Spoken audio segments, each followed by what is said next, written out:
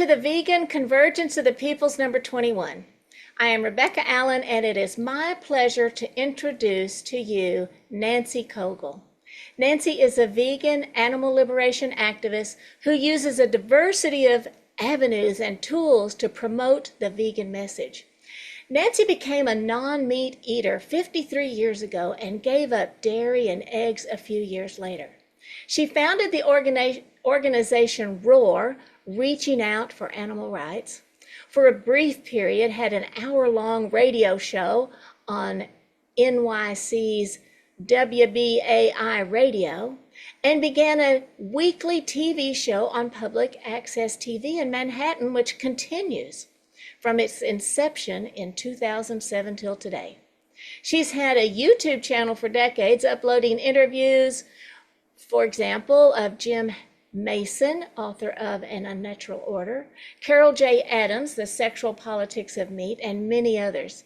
She is currently writing articles for Substack under her name, and as well as a science fiction memoir. To stay in touch and hear about events, new books, articles, and films, please go to veganlove.life. And now, please welcome Nancy Kogel presenting The Vegan Big Toe. Welcome, Nancy. Thank you, Rebecca. So I'm delighted and grateful to have the opportunity to share about my vegan big toe. So what's a big toe? Hopefully you have one at the end of both feet. They come in handy, or footy. Actually, they did come in handy to the feet of our distant ancestors, as they were like hands with their opposable big toe, able to grasp branches to swing through trees. Feet symbolize understanding, since they stand under us. In reflexology, one can massage different areas of the bottom of the feet and stimulate energies of different organs over the entire body. Relatedly, if you can get a toe hold on all this, the toe is related to the head and the neck, specifically the brain, and important organs in the brain, such as the hypothalamus, the pineal gland, and the pituitary, or the master gland.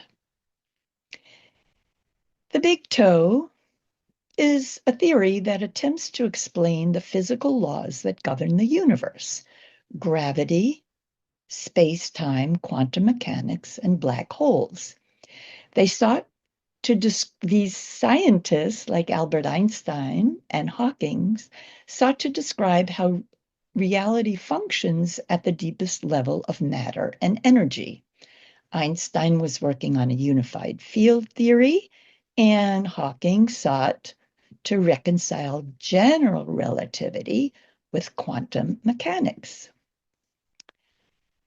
My toe describes or points to the laws governing life, nature, the universe, human experience, moral progress, social transformation, leading from domination to liberation. It describes social justice movements, how they change, and how we can accelerate changes. So there's a total transformation of the nature of phenomena, a system, or a paradigm. Why is my big toe important? Well, I have friends and fellow activists who sometimes feel discouraged. They experience dystopia, as described by Claire Mann in a book of the same name. It's the anguish a vegan feels living in a non-vegan world. Having a vegan big toe, or theory of everything, means that we can understand reality and how it changes, how changes take place below the surface, invisibly, and accelerate. It can help us buoy our spirits and strengthen our faith that what we're doing, saying, thinking, believing makes a huge difference and augments our progress. When this larger, more dynamic picture and emerges, it brings clarity and hope. It also helps people with various focuses get a better sense of how their goals and activities fit into the larger picture and how these different movements augment each other. Here are the basic principles of the laws of creation, or the big toe, theory of everything. 1, everything is part of a whole. 2, everything is in constant motion and change. 3, every part of this whole can be divided into two aspects of one contradiction. 4, the two aspects of a contradiction, under certain circumstances and conditions, can transform into their opposites. 5, the aspect that is dominant determines the nature of a thing. And finally, 6, by focusing not on the aspect that is dominant and determining the nature of a thing, but rather on the one that is small but growing, we speed the transformation to shift the actual nature of the thing. So let's focus on one at a time. Principle 1, everything that exists is part of a whole. We are one with that whole. We are part of and a reflection of all life, all that is, the being, the I am that I am, the cosmic consciousness, Allah, Yahweh, or Jehovah, Brahma, Vishnu, Shiva. In other words, everything that exists is interconnected, interpenetrating, interdependent, and interrelated. Nothing exists in a vacuum, but it's affected by its surroundings, its context, its history. Some call this whole the universe, others God, others the One, or the Whole One, or the Holy One. This principle suggests that seemingly separate entities, from particles to galaxies, are not independent, but rather exist within the larger unified whole.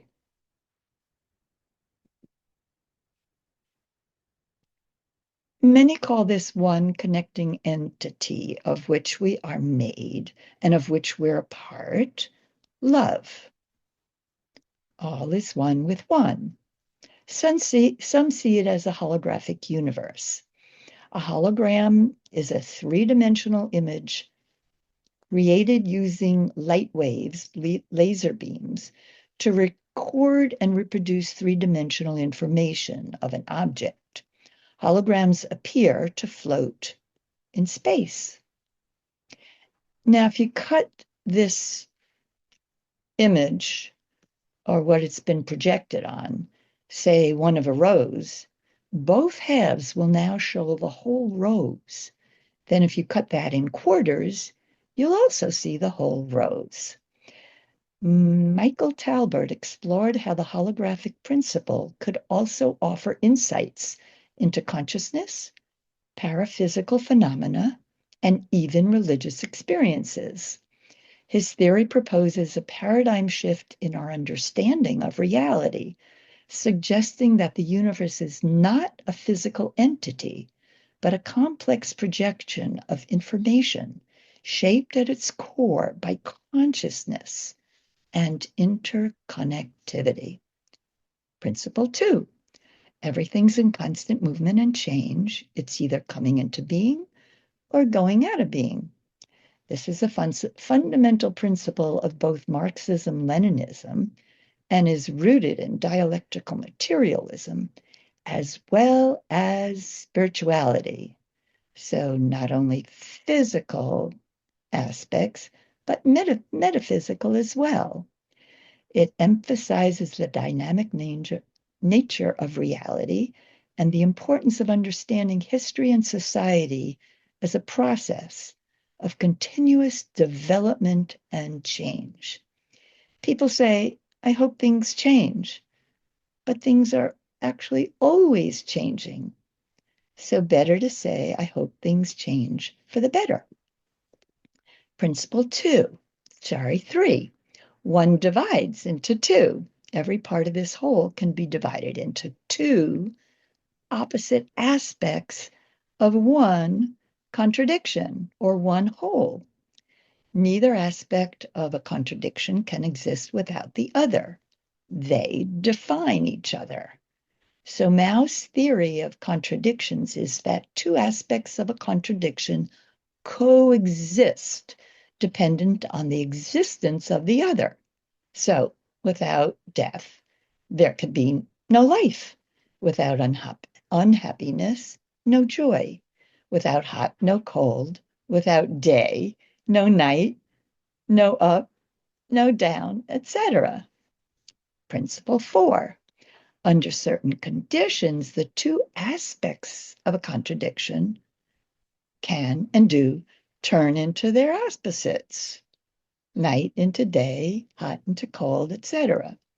The aspect of the contradiction that is dominant determines the nature of a thing or a phenomena or system. Is your part of the earth turning away from the or towards the sun? That will determine if it's dawn or dusk or dawn. Is there more hot water than cold? Both hot and cold faucets may be on, but if there's even a little small amount, more of one than the other, then the water will still feel either hot or cold. In most societies, two contradictory classes exist, each dependent on the existence of the other. In this case, we have workers who are compelled to sell their labor power to survive, and capitalists, owners of all material wealth, capital, and the means to making more, and the labor power, which is dominant. Capitalism dominates, which means we live in a capitalist society. However, the workers are a force to be reckoned with. And by organizing and uniting with all sectors of society, they can become the dominant force, changing the nature of society to a workers' society, a workers' state, one that acts in the interests of all workers, all communities, and all people. And if we educate enough, in the interests of a vegan, sustainable, peaceful, healthy, loving world. So the dialectics of change. It's very similar to a pot of water on a stove. At first, it seems like nothing is happening. Then, seemingly out of nowhere, it boils. Small, slow, imperceptible changes accumulate and become fast, big, and perceptible. You can watch the pot for what seems like a long time, but you see no change. Nevertheless, the heat is raising the temperature. The molecules are moving faster and hitting each other with greater impact and intensity. Still you see no change. It appears like absolutely nothing is happening.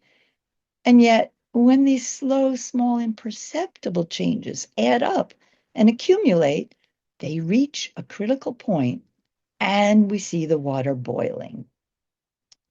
So this signals that the water has become hot and opposites have turned into each other. And most significantly, the state of matter has changed. A quantitative leap has turned to a qualitative one. It's turned from a liquid, water, to a gas, water vapor. Everything has its boiling point or melting point. So materialism dividing to understand. We have two contradictory classes, workers and capitalists. Since the capitalists dominate, we live in a capitalist society. The workers can become dominant and change the nature of society. Mao and movement. We see what's small and growing. So even even though the seeds are small and you don't see them growing, just you you just water them, eventually they grow and sprout. Our vegan animal liberation movement is growing by leaps and bounds, even though we can't see it. Every other day, there's a new group, organization, a new book, a compelling film, an article in a major newspaper, a new sanctuary, ways of transforming the narrative. If we are working in one aspect of the movement, say legal or educational, or one of the approaches or focusing on any one of the issues, we may lose sight of the whole and how each of the molecules of our water, of our movement, is heating up and speeding up and having greater impact on others and society. And we may lose sight of just how close to a boiling point, a total shift in social consciousness we are. Not only that, but our movement is part of the greater whole. In our collective memory, we have advanced through Black Lives Matter, the Me Too movement, the immigrants' rights, Standing Rock, and the water defenders, the climate movement, with Greta Thunberg linking it to veganism, the LGBTQ movement, the disability rights movement, and the amazing victories of Sean Fain and the Auto Workers Union, and successful teachers' strikes and the Free Palestine encampments and protests. We're not separate, alone, and apart, but a major, powerful, most critical force that is uniting with others for liberation of all. We are not yet the dominant force, but there is the potential mounting to be, and thus dismantle this system and bring about the world we want. My life journey to my big toe. First, a little bit about me. Whoops. It's like Slumdog Millionaire, who was able to answer all the questions through the knowing that came from his lived experience. It's the same with me. But first, a little about my current life. I'm 77 as of May 30th. I've been vegan for about 50 years, and I feel great. Here's me dancing and doing my daily morning yoga. My current activism is, for decades, I've leafleted, participated in Cubes of Truth, protests, marches, and wherever I go, I've evangelized on subways, buses, streets, supermarkets, post offices, and parks. But it took some critical life experiences to go from a shy, withdrawn teen who decided that because I was a nobody, awkward and alone, it didn't make sense to have a body. A nobody with a body. Twice I tried to end my life and obviously was unsuccessful.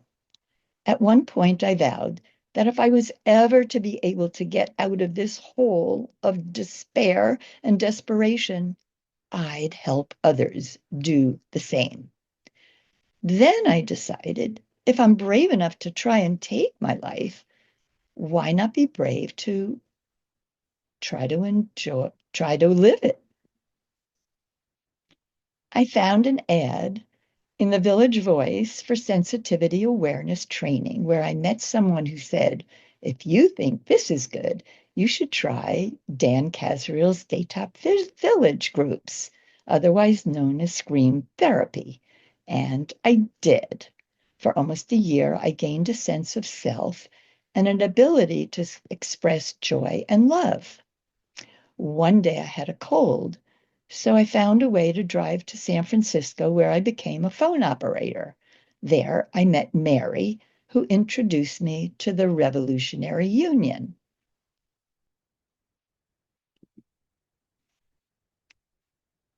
I became a phone operator, as I said, and at the Revolutionary Union, we became part of a larger movements around the world and at home. For example, to end the war in Vietnam, for equality and justice for African Americans, as led by the Black Panther Party, the women's movement, international workers, and the liberation decolonizing struggles around the world. Here's a picture of the phone operators as they were in the 1970s when I was working for Ma Bell.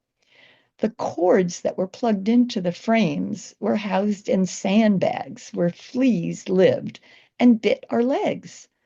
At the time, we were allowed only to wear dresses or skirts.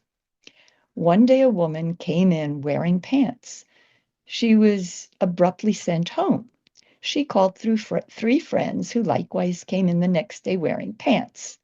Then, the next day, a few of us in the Revolutionary Union helped organize her and her friends to call others. And after a few more days, almost all of us phone operators came in wearing pants.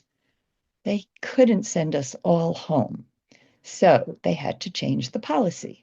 They called the 10 of us in the Revolutionary Union and a few others into the office and told us we would be allowed to wear pants, but they had to be fancy work pants.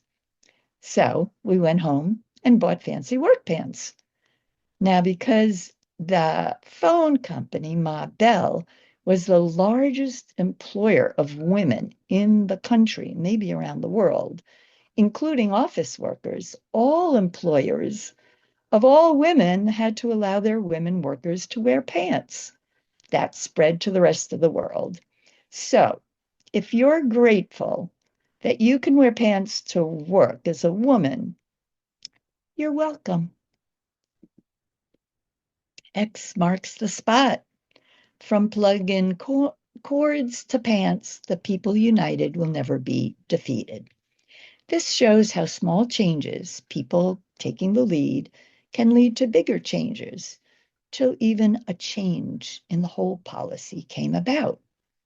With the Revolutionary Union, I continued to organize working people to understand the nature of this class system, and our potential to create a totally different system, one in which the needs of the people, the workers, the unemployed, marginalized people, could be the dominant class and determine policies for the benefit of all. Who? Whom? Whom?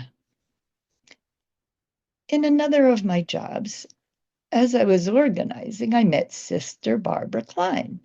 She invited me to join the non-denominational Christian teaching order, the Holy Order of Mans, the Order of Melchizedek. I studied the New Testament. I learned the power of the mind. As you believe, so it shall be, as above, so below.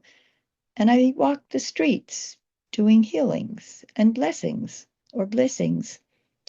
On one of my walks, I met Ezekiel Goldberg, an African-American Jew who happened to be drunk and down and out.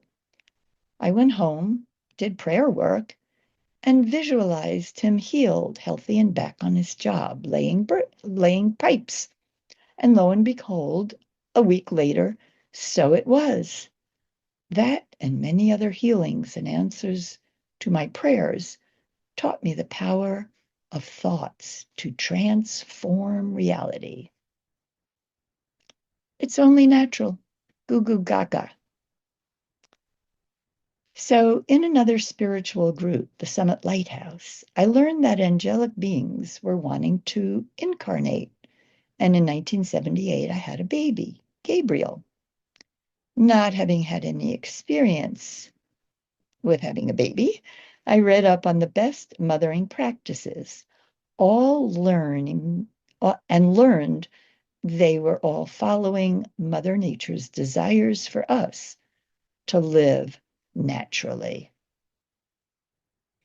I had a natural childbirth. I delivered at home. I nursed my baby for 5 years. I gave him no vaccines. I got exemptions all through his school years. I didn't have him circumcised, and I knew the importance of physical touch and bonding. I had stopped eating meat for many years before that, in 1972, working at making revolutionary films at San Francisco Newsreel and finding a co-worker who was my inspiration. But then a few years later, in 1978, back in New York City, I made a donation to WBAI, non-commercial radio, and the volunteer who answered the phone to accept my money, Michael, informed me of the cruelty in the dairy and egg industries. That was the first of 40 plus years of conversations with Michael. After years of talking with him and many others and reading and partaking in animal liberation events, I came to see the fundamental centrality of animal liberation and educating people on the left and everywhere with this understanding. I also learned the centrality of vor, a Latin suffix related to eating, what someone is designed to eat, like carnivore, omnivore, and herbivore. I listened to lectures by Dr. Milton Mills and read his Comparative Anatomy of Eating chart. I learned that our teeth are flat, like our molars are for grinding, and our front teeth are sharp like shovels, but not like an awl or a pick or a pencil. So we're able to bite into apples and pears. I learned that we have long intestinal tracts for digesting fiber, and 1/20th the hydrochloric acid in our stomachs than carnivores and omnivores have. Many downplay this aspect of our bodily designs. They say, no matter what, it's wrong to exploit and kill animals if it's not necessary. However, if we were tigers and lions, it would be a different matter. I think vor is core and so important. I think that Carl Linnaeus, who in the 1950s created the taxonomy of life, dividing all beings into domain, kingdom, phylum, class, order, family, genus, species, eukarya, animalia, chordata, mammal, primate, hominidae, homo, sapien, sapien. If vor had been put into this structure between class and order, vegans would have had a much easier time of it today. And I think placing this within the whole context is also important. Because for 66 million years, our ancestors' ancestors lived in trees as frugivores. When humans were forced to come down because of the shrinking forests, we became herbivores. An unnatural order, the roots of our domination and destruction of nature and each other, fully revised edition, totally turned me around as far as our prehistory and history goes. It was for me a real eye-opener and page-turner, and I really recommend it. After 10 years of researching anthropologists, paleontologists, scientists of all kinds, Jim Mason understood that our history, our prehistory, before 5,000 years ago, before writing, that at first we were in awe of other animals, their speed, agility, colors, their shapes and patterns. Our developing brains took all this in. We compared and contrasted. They were so much like us in so many ways, but so different. So for millions of years, humans saw other creatures as our teachers. Then it was only a relatively short time ago, only 40 to 70,000 years ago, that humans began to travel out of Africa, go north to the cold, where there may have been lack of habitation, and they started hunting. One explanation Mason gives, which I think is pretty plausible, men were in awe of women. They bled, but they didn't die. They were really good foragers, and they gave birth to new life, to small human children. So men, in order to compensate and feel as though they were contributing to the group, they looked at the cats and decided to copy them. They became copycats. Their strength, their machismo, became dominant to the relationship with women. That was the beginning of male domination. The same violence they used towards animals, they could now exert towards women, younger men, boys, and children. Hunting, an extreme turn in our evolution, became, it was so contrary to our gentle, peaceful, compassionate, herbivore natures. Oops.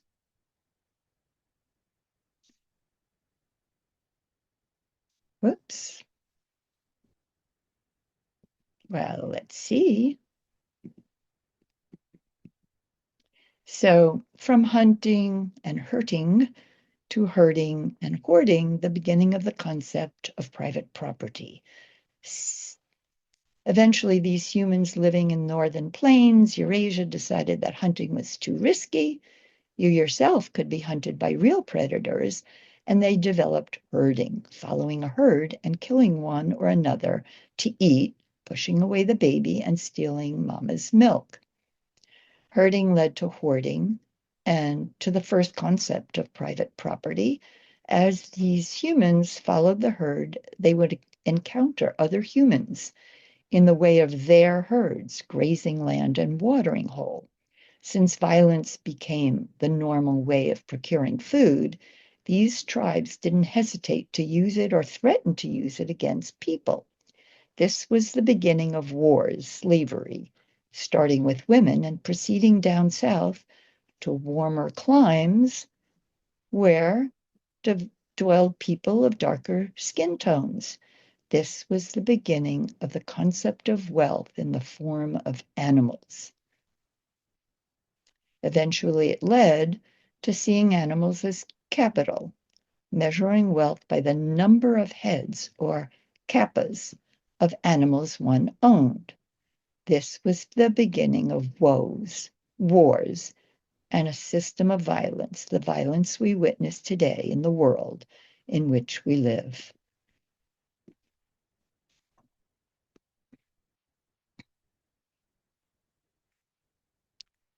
The solution? The Swiss Army knife of veganism. Let's now look at veganism as a set of tools, a Swiss Army knife, each tool representing a unique benefit, a unique tool towards transformation, from ending violence to restoring the earth, improving health, uplifting the human spirit, building justice and peace. We don't have to use all the tools at once, but the more we use, the more healing and power we unearth.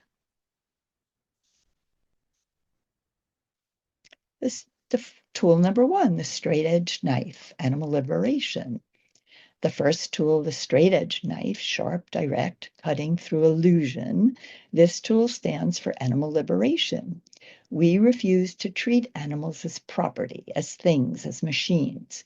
We recognize them as sentient beings, friends, family, co-earthlings. We are cutting through centuries of indoctrination that told us their lives don't matter. This is the moral, spiritual, and emotional heart of veganism. Tool number two, the saw blade, healing our scarred planet. The challenge, climate crisis, deforestation, and desertification. The tool, the saw blade, cuts through systems that destroy ecosystems. The goal is to rewild the earth, restore balance, and reverse planetary collapse. It's deliberate, forceful, and a tool of dismantling. It breaks down the structures of animal agriculture, which is the leading cause of deforestation, soil erosion, and the destruction of our natural ecosystem. The saw helps us clear space for regeneration, for forests to grow back, for biodiversity to return. We can rewild vast regions, heal the fungi of the planet, heal the lungs of the planet, and let the earth breathe again.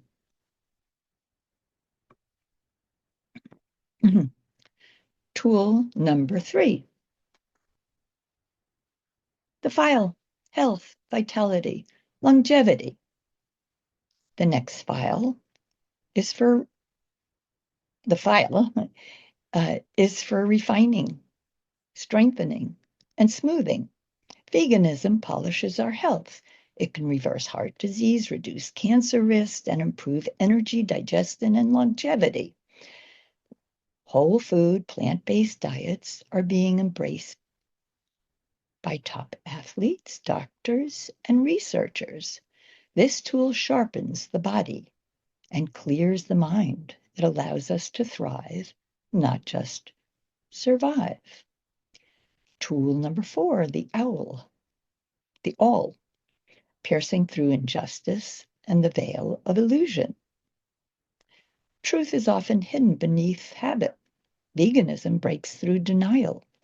Awareness is the beginning of liberation.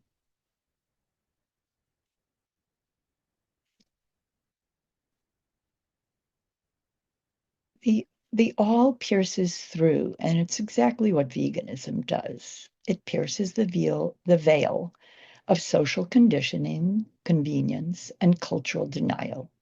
Most people don't see the suffering behind their food, clothing, or entertainment. They've been taught not to see it. But once the truth is seen, once the illusion is pierced, there's no going back. This is the first step toward awakening and liberation.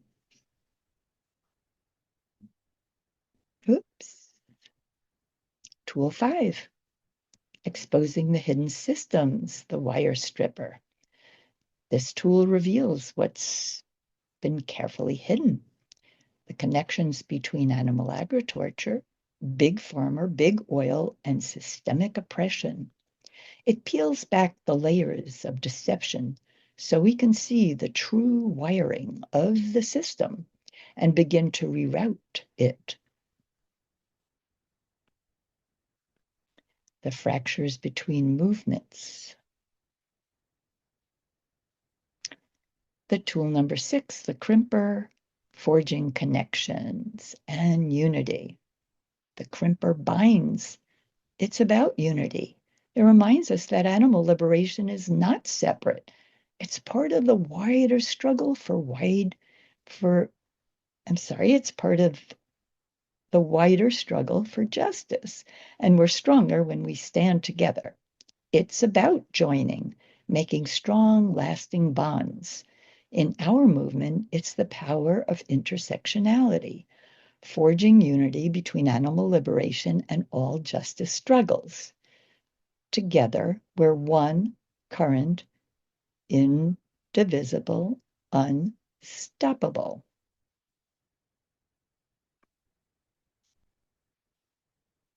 And tool number 7, the can opener, opening hearts and minds.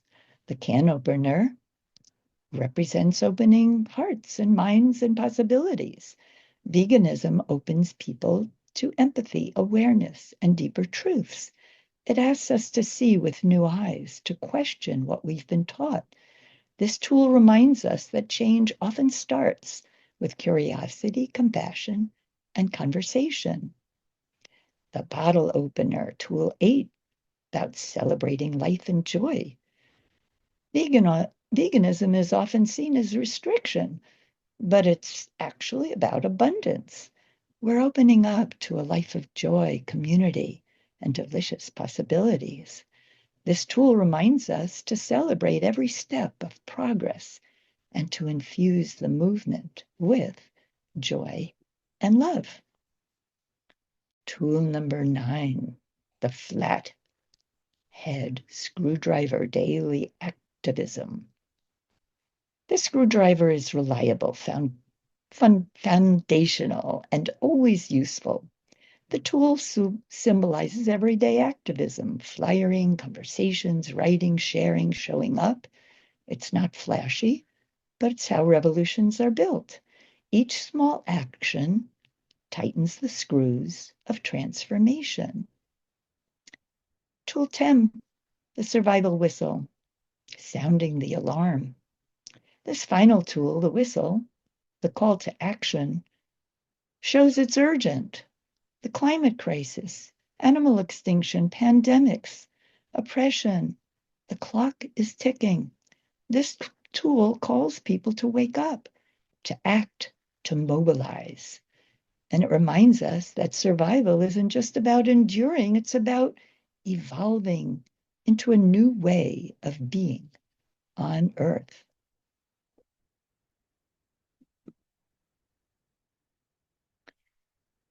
To sum up, my toe is about the theory of everything.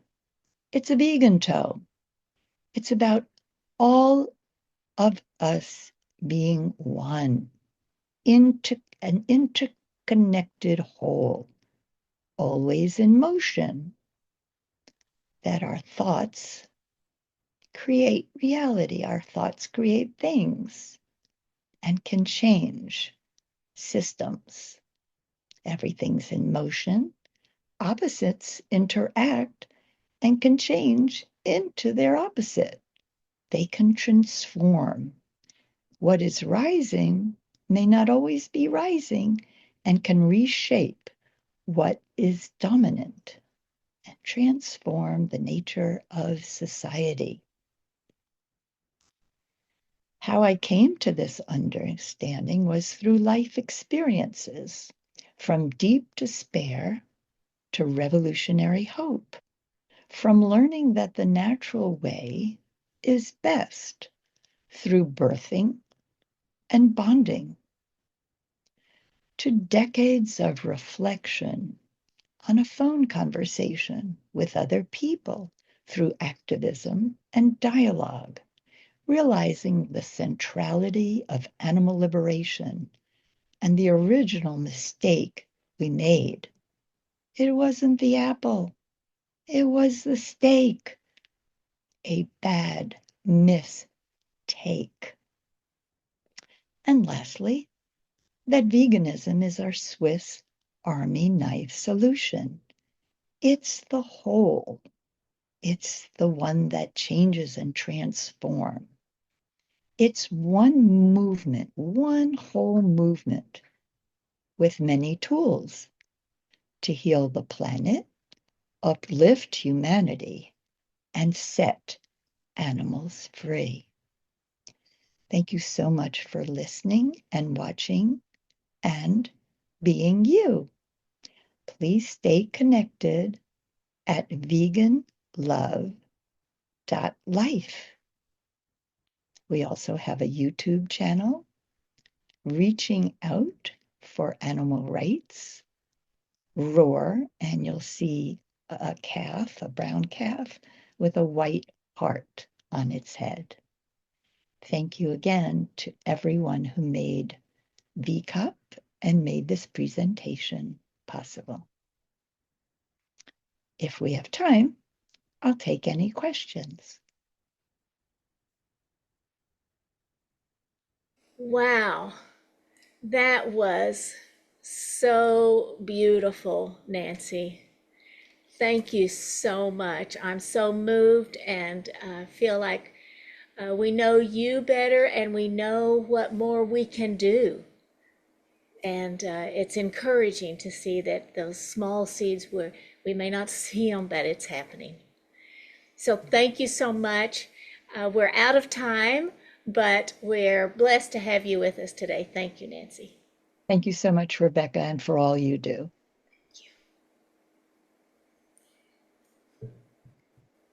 Wow. Okay, so I'm going to end the recording.